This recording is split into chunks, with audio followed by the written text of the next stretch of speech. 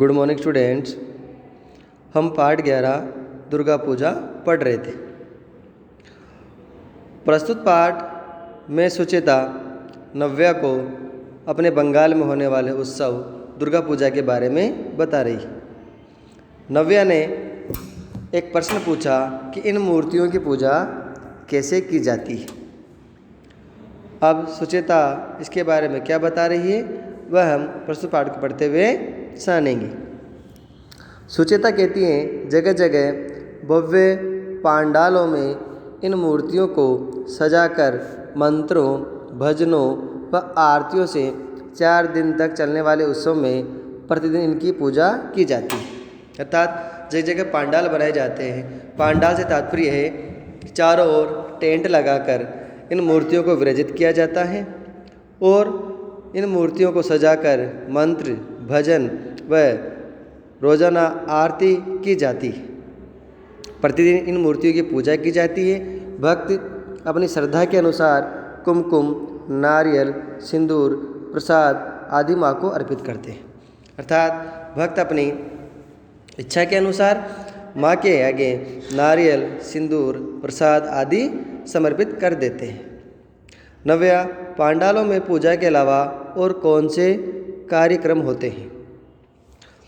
सुचेता बताती हैं, बच्चों के गीत संगीत और नृत्य आदि अनेक सांस्कृतिक कार्यक्रम भी पांडालों का हिस्सा बनते हैं। इन प्रतियोगिताओं में भाग लेने के लिए बच्चे बहुत उत्साहित होते हैं। बच्चे बड़े ही उत्साहित रहते हैं। क्यों रहते हैं? क्योंकि बच्चों के नाचने गाने बड़ा ही आनंद आता है। दूसरी ओर दुर्गा पूजा की जाती है तो परिवार में और चारों तरफ वही भक्ति भाव भरा माहौल रहता है, जिसके कारण बच्चों के मन में भी माँ की पूजा के बारे में मनोविचार चलते हैं और वह भी अपने गीत, संगीत, नृत्य आदि करते हुए माँ को प्रसन्न करने की कोशिश करते हैं। इस कारण बच्चों का मन भी बहल जाता है और उन्हें माँ की सेवा करने का अवसर भी मिलता है। इन प्रतियोगिताओं में भाग लेने के लिए बच्चे बड़े ही उत्साहित रहते हैं, अर्थात जोश से भरे हुए रहते हैं। नव्या, ये तो बहुत अच्छी बात है कि बच्चों के सांस्कृतिक विकास के लिए दुर्गा पूजा के पांडालों की प्रशंसा तो जितनी की जाए कम होगी। दुर्गा पूजा के पांडाल भक्तिभाव का प्रसार तो करते हैं, साथ ही क्या कर रहे हैं? वे बच्चों के अंदर भी सांस्कृतिक भावना का विकास कर रहे हैं, भक्ति भाव का विकास कर रहे हैं, जिनसे उनकी प्रशंसा की जाए तो बड़ी कम होगी। क्योंकि पूजा के साथ साथ बच्चों के अंदर अपनी संस्कृति के प्रति प्रेम भाव भी विकसित करते हैं। विद्यालयों में पढ़ाई के कार्यक्रमों के कारण सांस्कृतिक कार्यक्रमों में कमी रह जाती है। क्यों आज चारों ओर पढ़ाई का वातावरण है। हर विद्यालय अपने यहाँ कार्यक्रम से ज़्यादा पढ़ाई पर जोर देते हैं, जिसकी वजह से धीरे धीरे बच्चों के मन से अपने संस्कृति के प्रति कार्यक्रमों के प्रति उत्साह कम होता जा रहा है।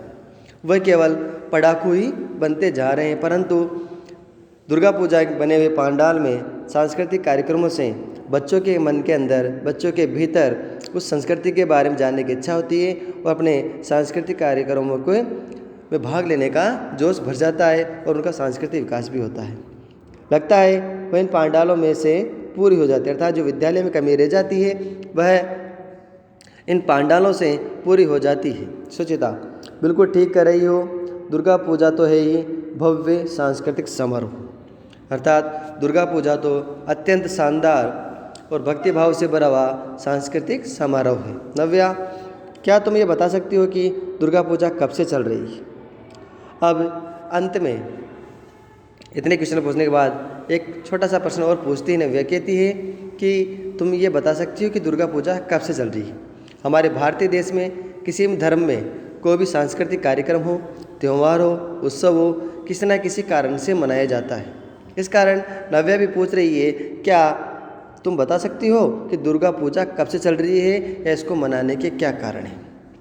तो सुचेता कहती है, त्रेता युग में भगवान राम ने निरंतर 9 दिन महाशक्ति दुर्गा की पूजा की थी।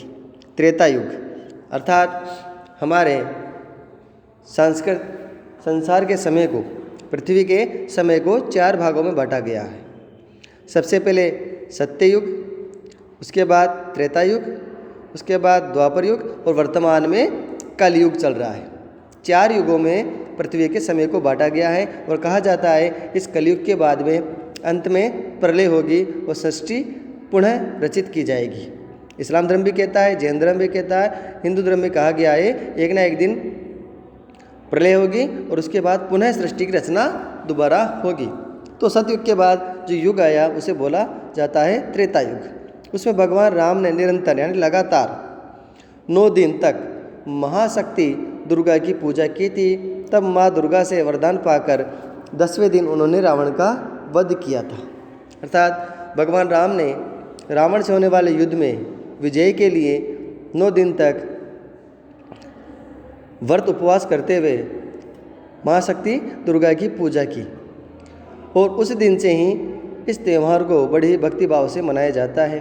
और कहा भी जाता है कि आपके मन में कोई भी इच्छा हो वह माँ दुर्गा एक माँ के समान, इस प्रकार एक माँ अपने पुत्र का हर इच्छा पूरी करती है, वैसे माँ दुर्गा भी अपने पुत्र की हर इच्छा पूरी करती है। कवि निराला ने भी राम की शक्ति पूजा नामक कविता में यह पूरी कहानी बहुत ही ओजस्वी प्रकाशयुक्त भाषा में लिखी है।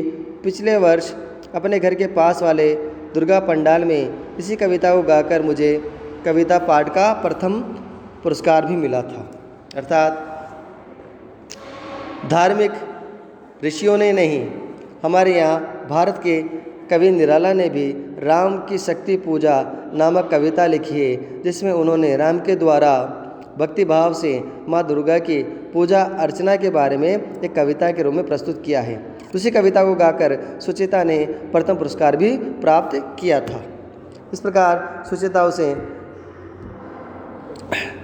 दुर्गा पूजा के बारे में विस्तार से बताती है कि दुर्गा पूजा कब व किस प्रकार मनाई जाती है और क्यों मनाई जा रही है। आया समझ में कि भगवान राम ने रावण से युद्ध में विजय प्राप्त करने के लिए 9 दिन तक उपवास किया और माँ दुर्गा की पूजा अर्चना की। तभी से ही नवरात्रि में 9 दिन तक माँ दुर्गा की पूजा की जाती है। नव्या, बधाई हो, ये भी बताओ दुर्गा पूजा का समापन कैसा होता है। समापन का अर्थात होता है, जैसे मान लीजिए पांडाल में शुरुआत कैसे की गई इस त्यौहार की। पांडाल में दुर्गा की मूर्तियाँ रखी जाती हैं, रोजाना मंत्र भजन और आरती की जाती है। इस प्रकार उसकी शुरुआत होती है। अब इसकी समापन अर्थात समाप्ति कैसे होती है। सुचिता बताती है दुर्गा पूजा का समापन भी किसी मेले से कम नहीं है। 10वें दिन अर्थात 9 दिन तक पांडाल में माँ दुर्गा की पूजा अर्चना की जाती है।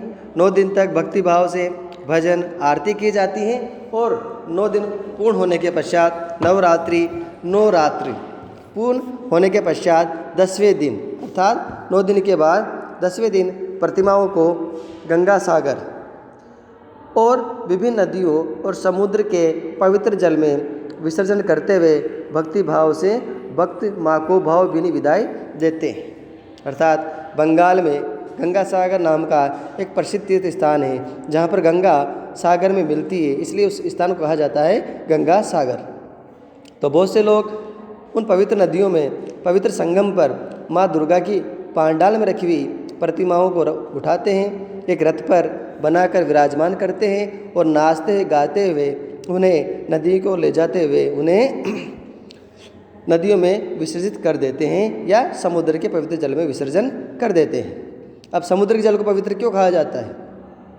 समुद्र का पानी वैसे पीने योग्य नहीं है, लेकिन फिर भी शास्त्रों में समुद्र के जल को पवित्र इसलिए कहा गया है कि जितने भी पवित्र नदियाँ हैं उन सभी का जल समुद्र में मिलता है, उन सभी का जल समुद्र में मिलता है, इसलिए समुद्र के जल को भी बड़ा ही पवित्र माना गया है। तो भक्त अपनी श्रद्धा के अनुसार कोई गंगा में, कोई गंगा सागर में, समुद्र में आदि में माँ दुर्गा की प्रतिमाओं को विसर्जित कर देते हैं, अर्थात पवित्र जल में छोड़ देते हैं। इस प्रकार इस त्यौहार की समाप्ति होती है। अब इसका संदेश क्या है? आगे नव्या सुचिता कौन कौन से प्रश्न पूछेगी ये हम अपने अगले भाग में पढ़ेंगे।